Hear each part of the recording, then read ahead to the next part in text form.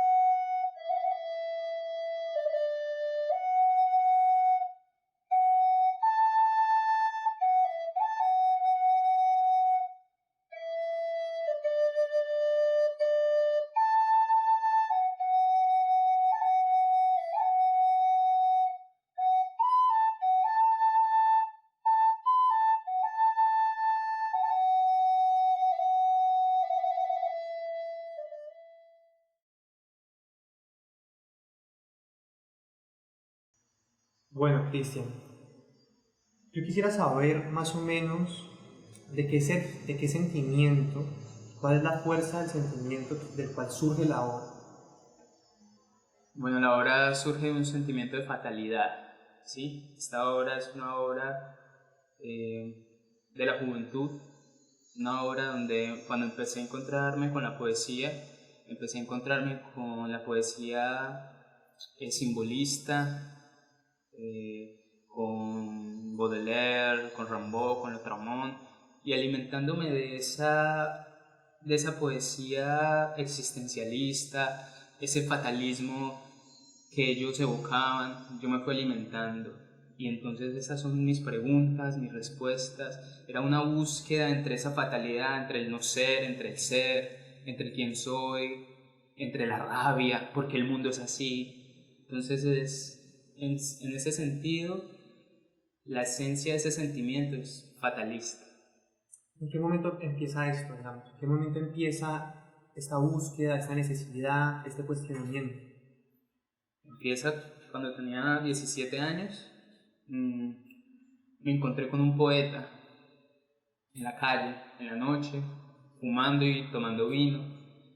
Y este poeta me mostró unos textos que él escribía y a mí me fascinaron porque lo que yo conocía de la poesía era algo muy cursi, ¿sí? Las estrellas y la rosa y mi amor y tu beso. Y eso en la juventud me parecía muy cursi. Y por eso no me acerqué nunca a la poesía hasta ese momento que este poeta me mostraba una poesía melancólica, una poesía existencial. Y ahí me enganché y seguí dialogando con él y él me fue mostrando. Y de alguna forma en ese momento de mi vida fue mi guía para sacarme de un aspecto de mi cultura y introducirme en otro totalmente fantasmagórico, totalmente anarquista, de la noche, de la luna, de vagar en las calles a las 3 de la mañana. Y esos eran nuestros diálogos y ahí empezó esa búsqueda. Bueno, cuando uno, digamos, lee la obra, cuando uno se sumerge, digamos, en lo que propones, en tu creación, uno encuentra ciertos silencios y unos ciertos abordajes de ese silencio. Digamos, ¿qué significan? ¿Cómo entiendes el silencio? Bueno, ese silencio en la obra es un silencio del vacío. No es un silencio utópico, platónico, no es ese silencio zen de encontrarse en el silencio, no. Ese silencio que hay allí, que reiteradamente va apareciendo, es un silencio del vacío, de sentirse vacío porque no se sabe quién es, porque no se sabe qué se busca, porque no se sabe cuáles son las pasiones, ni cuáles son los caminos. Entonces el silencio es así fatalista, vacío. ¿Con qué imagen podría representar eso, por ejemplo? O sea, en ese momento en que empieza esa búsqueda, ¿con qué imagen podrías representarlo? Yo pienso en un agujero negro, ¿sí? Es un agujero negro que se va tragando todo y se traga hasta la misma nada. Así mismo. Entonces, es un silencio, un agujero que empieza a drenar cosas de mí. Bueno, otra de las preguntas que yo tengo con respecto a la obra es el deseo. Esta pregunta va en dos direcciones. ¿Qué desea la obra, como finalidad en sí? ¿Y qué deseas como poeta al momento de escribirla, en ese momento? ¿Hace cuánto, digamos, empezaste y terminaste esta obra? Esa obra empezó a los 17 años y terminó cuando tenía unos que 23, 24, porque ahí ya a los 24, 25 pude purgarme. Entonces la obra tenía otro nombre. Ya había empezado a crear la obra, pero esa obra en un momento ya no me gustó, porque ya no me representaba. Es decir, que toda esa oscuridad ya no me representaba porque yo ya la había purgado. Entonces esa obra por poco queda en el olvido, o queda en el fuego, o queda en los cajones. Y no fue hasta encontrar ese deseo del que llamas, que era poder a través de mi experiencia poner en una obra mi salvación. ¿Sí? La obra es muy personal, muy lírica, y ahí deseé poner mi salvación. Pero en el momento de escribirla no había deseos, simplemente escribía por una necesidad de buscarme, una necesidad de sacar esos pensamientos y esas emociones que en su momento ayudaron a reconocerlas. ¿Sí? Esa búsqueda fue entre búsqueda, reconocimiento, olvido y creo que al final el deseo principal fue el salvarme. Y con esta obra he salvado esa parte de mi vida. Sí, hacia eso iba, hacia qué, o sea, exactamente qué es lo que buscaba salvar. ¿Salvar en qué? Porque en un sentido religioso, en un sentido humano, o sea, ¿de qué perspectiva entiendes esa salvación? ¿Qué era lo que quería salvar? En un momento, la búsqueda de la literatura, porque siento que la literatura puede ser muy perjudicial. Sí, no sé, el que se adentra en la literatura se adentra en un laberinto, y en ese laberinto tú te puedes perder. Y eso fue lo que pasó con los poetas malditos, ¿no? En su laberinto interno se perdieron y por eso vivieron como vivieron y por eso murieron como murieron. Entonces, en un momento dado, yo empecé a enfermarme. Estas ideas me empezaron a enfermar y yo era profundamente melancólico, era profundamente fatalista y llegó un punto en el que yo ya no podía crear, sí, desde mi poesía yo no podía crear si no tenía este sentimiento de fatalidad. Es decir, no podía crear la belleza o el asombro, otras cosas de las cuales ahora he encontrado, sino que tenía que incurrir en una degradación de mi ser para poder vomitar estas palabras. Entonces en un momento se volvió muy denso y era como vivir en ese laberinto, en ese agujero negro, y era algo que ya no me satisfacía mi ser. Entonces yo busqué salvaciones y no sabía cómo hacerlo. Y el tiempo y las personas con las que me he encontrado y las experiencias que he tenido, que son místicas y son mágicas, ayudaron a purgar esa parte, ayudaron a reconocerla y ayudaron a encontrar nuevos sentidos que me hacían a mí entonces crecer y crearme. Cuando empecé a verme, a saber quién soy, esa parte oscura dejó de tener significado Y es de lo que habla la obra, es ese viaje hasta ese punto en el que me doy cuenta de que la luz está adentro. Yo me había tragado la luz y buscaba en la oscuridad, hasta que me di cuenta que la luz está dentro de ti y ahí se alumbró el mundo. Bueno, digamos que hay ciertos poemas, ¿cierto?, que aplicas, que construyes ciertas palabras que parecieran no tener sentido, que inclusive apelas a ciertas palabras que no existen institucionalmente, que no existen en la Real Academia Española. Entonces, ¿cómo entiendes esto? O sea, ¿por qué tomar, por qué llegar a ese tipo de palabras? Antes de responderte, te quiero devolver la pregunta. ¿Qué sentiste tú al leer palabras que no tenían significado, que sonaban muy rimbombante tal vez? ¿Cómo las sentiste tú? Bueno, en cierta forma es como la fusión, ¿no? Como que fusionas ciertos conceptos y creas una imagen de algo que va hacia más hacia algún punto más estético, ¿cierto? Y eso permite acercarse a un sentimiento, a una experiencia que de cierta forma no podemos tener certeza de qué es, pero plasmas eso, plasmas una imagen. Bueno, en esa búsqueda de la literatura y de la poesía me encontré con varios autores, como lo son Oliverio Girondo, como lo son Julio Cortázar, donde ellos en ese juego de las palabras inventaban palabras que no tenían significado en sí mismo, pero su sonoridad evocaban una imagen, evocaban un sentido. Entonces en alguno de los poemas quise jugar con eso, inventar esas palabras que no decían nada, pero que evocaban sentidos para poder decir lo que yo quería decir y que tal vez no hubiera podido decir con las palabras que me sé o con las palabras que existen. Entonces fui en ese ejercicio de inventar palabras, de inventar sonidos y darle un sentido a todo eso para que se entendiera por lo menos esos sentimientos. En este caso de fatalidad, de rabia, de Bien. desasosiego. Ahorita hablaste, por ejemplo, del vómito, ¿cierto? De cierta forma, cómo a través de la poesía se puede vomitar. ¿Cómo entiendes esto? Uno, el vómito y qué sucede después del vómito. Una vez haber vomitado palabras, haber vomitado sentimientos, haber vomitado experiencias, ¿qué sucede?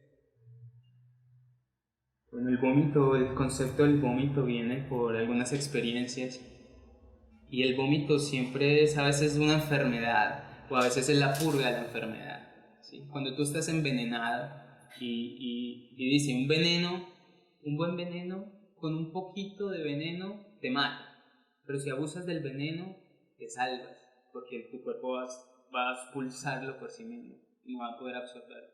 Entonces, de tanto que me envenené o de tanto que absorbí esa oscuridad, en ese momento de salvación, y es la metáfora, es ese vómito sagrado, es ese alivio de todo eso que estaba envenenando tu cuerpo, tu mente, tu alma, cómo lo sacas. Entonces, la imagen de todo el poemario y del concepto es que el hombre al tragarse el sol quedó a oscuras, quedó oscuro, sin luz, y ahí se buscó en la oscuridad. El momento que se da cuenta que el sol está dentro de sí, entonces el poeta o este buscador lo vomita. Y ese vómito es el vómito sagrado, es el renacimiento.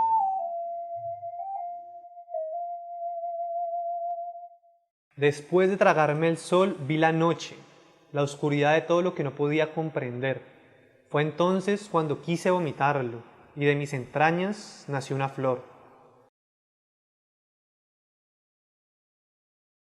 Hay algo de silencio en nuestras bocas, todas las palabras no dichas. Nos hemos deshecho de los sonidos que no necesitamos. Nuestros rostros son el rastro de algo vivo que quiere conmoveros, el rastro que nos arrastra a la locura, a una utopía imaginada, a la necesidad de hacer de nuestra piel una máscara y dejarnos ser de una mímica abstracta. Tenemos los ojos hinchados de vida y los cuerpos cansados por la fatiga. Que no los desconcierte nuestros argumentos, porque si el cuerpo nos cesa, que el alma nos viva. Pienso que uno de los problemas que más me llegó fueron los muertos. Camino por la ciudad, afuera está el mundo lleno de muertos, camino entre muertos, muertos que se disfrazan, las máscaras parecen vivos, muertos que se alimentan de sus odios, de sus otras envidias, de los sueños soñados por otros. Pienso que este poema nos transforma, nos transporta a ciertas situaciones que experimentamos cuando vamos en un metrobús, cuando vamos caminando por la calle, ¿sabes? Y proyectamos y nos reconocemos en la simulación de la vida, nos reconocemos en lo automático, nos reconocemos en una vida que a veces pareciera que si buscamos ese sentido allá afuera no lo vamos a encontrar, ¿sabes? Lo que vamos a encontrar es gente caminando, gente respondiendo a sus deberes, gente, digamos, de cierta forma, respondiendo a un sistema. Todo el mundo mirando hacia el frente en el bus, todo el mundo yendo hacia algún lugar con afán, todo el mundo preocupado, ¿sabes? Y lo que encontramos ahí es muerte. Muerte, muerte, muerte, muerte, muerte. Entonces yo siento que ese poema sobre todo logra transportarte a ese hastío, a ese tedio que de cierta forma deseamos montar, como si deseásemos quitarnos de encima una capa, ¿sabes? Para poder respirar. Y siento que también surge de esa necesidad de poder vincularnos, de poder mirarnos y reconocernos y no estar todo el tiempo mirándonos automáticamente, determinando quién es el otro, creando o simulando identidades, ¿sabes? Como que miramos al otro y sabemos quién es, por un uniforme, por una respuesta. Yo pienso que ese poema rescata eso. Ese poema es de los que más me gustan de la obra. Hay unos cuantos muy buenos. Y es ese, a veces cuando uno se sobreidentifica con uno mismo y empieza a juzgar su realidad, y tal vez en esa realidad no encuentra lo que uno quiere encontrar. Es decir, en este caso como seres llenos de espíritu o de ganas de vivir, sino que solo vemos muertos autómatas que con su mismo accionar nos contaminan. Es una forma de ese hastío, pero también en el mismo poema está una verdad, una justificación de por qué los muertos son así, de por qué no es su culpa. No es su culpa ser así, es una serie de circunstancias, de causas que apaciguan el espíritu, y podemos hablar desde la cultura, podemos hablar desde lo social, podemos hablar hasta de la religión, entonces incluso desde las relaciones con las personas. Entonces vamos a ver, voy a tomar acá y voy a leer por lo menos esa parte donde los justifican. Y dice: los muertos están como podridos, sus palabras son resentimientos que les han quedado de la vida, que les han quedado del amor no correspondido, de la traición de los amigos, del poco cariño que han conseguido. Entonces siento que esas cosas, y si uno no sabe lidiar con ellas, no sabe transformarlas, te absorben. Y puedes pasarte una vida completa y nunca darte cuenta. A mí me gustó, por ejemplo, también las heridas. Dice: estoy lleno de heridas, certezas y distraídas. Estoy lleno de disyuntivas. Estoy lleno de incógnitas y teorías que desafían las normas. Unas veces me encuentro lleno de ideas y de lo que llaman certezas, y otras veces tan vacío pero lleno de aflicciones. Me he dado cuenta de que han ido las risas. Me quedo una que otra respuesta y un par de preguntas. A veces despierto en lo que puede ser un sueño o una tragedia, de recuerdos olvidados que dibujan acuarelas de unos cuantos amores pasados. Pinto con colores apagados. Aún me queda un poco de esperanza y una última confianza. A veces soy una noche lúgubre llena de fantasmas. Estoy lleno de sombras, dos demonios que se asoman y me persiguen como ratas. un desconocido que me habla y me advierte lo tormentoso del sentido y del peligro de estar vivo. Eso que siempre hay un punto en que uno se encuentra con alguien en un punto crucial donde esa persona te está diciendo exactamente, que te dice exactamente lo mismo, o sea, como que te sirve de espejo, ¿no? Como para decir, estás perdido, pero yo también estoy perdido, y es precisamente, es extraño, porque es como si en ciertos momentos sintiéramos ciertas cosas, viviéramos ciertas cosas, nos encontráramos exactamente con lo mismo, y uno comparte eso, o sea, como que no sé cómo decirlo, es como,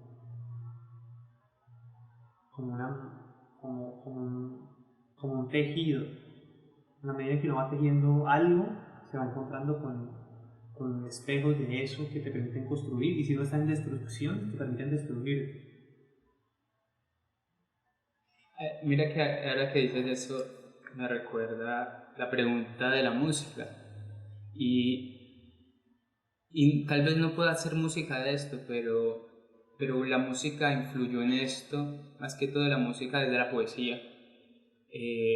Porque también en esa época me alimenté de muchas canciones que giraban alrededor de estos mismos temas, ¿no? Como por ejemplo Héroes del Silencio, Hace ya Fito lleva. Páez.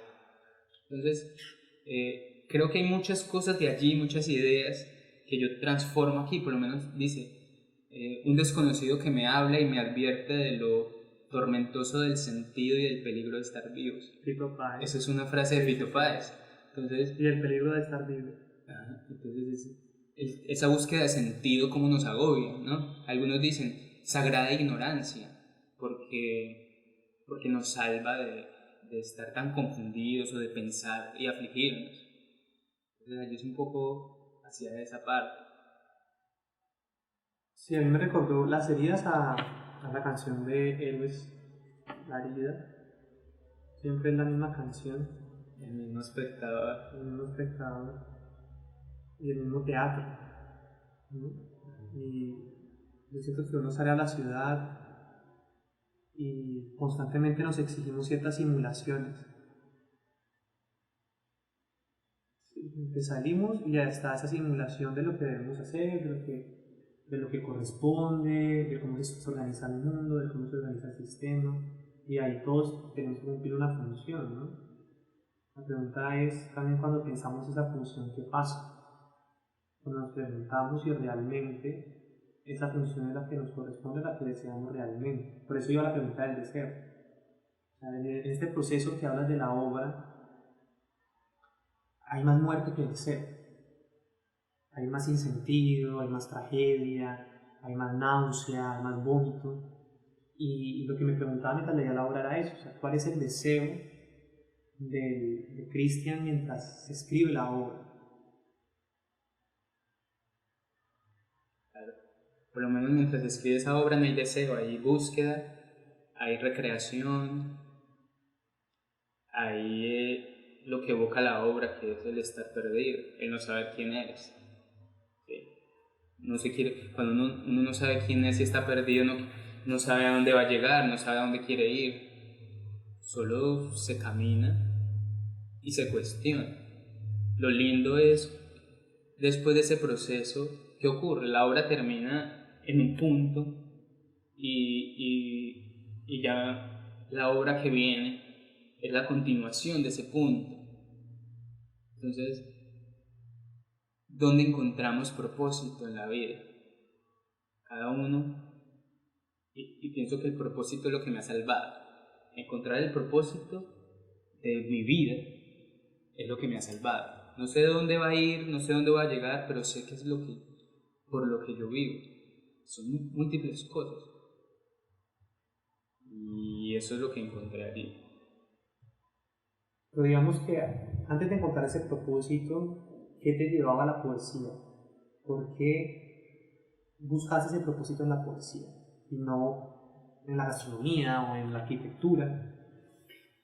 Yo creo que yo no lo busqué en la poesía. La poesía llegó y yo me dejé atrapar, ¿sí? Me dejé guiar, me dejé hundir. no lo buscaba allí. Incluso siento que el propósito es desde lo poético, desde el pensamiento poético, pero no como desde la poesía como literatura.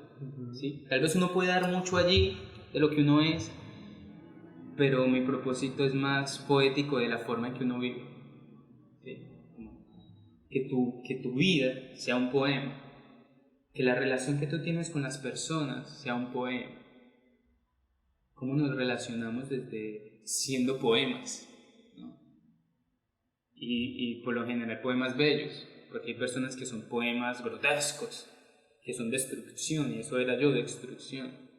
Pero en el momento que te vuelves creación, no más puedes luchar por la vida, recrearte en la vida, crear la vida.